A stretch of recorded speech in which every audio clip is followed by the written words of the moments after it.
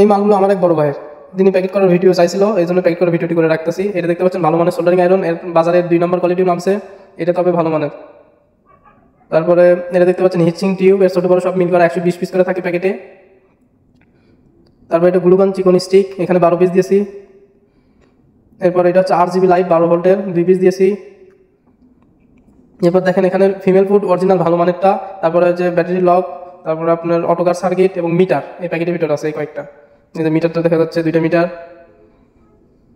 এবং এখানে দেখেন এসি কার্ডের ফিমেল 8TB 4056 ছোট ডায়েট বড় ডায়েট এই প্যাকেটের ভিতরে আছে।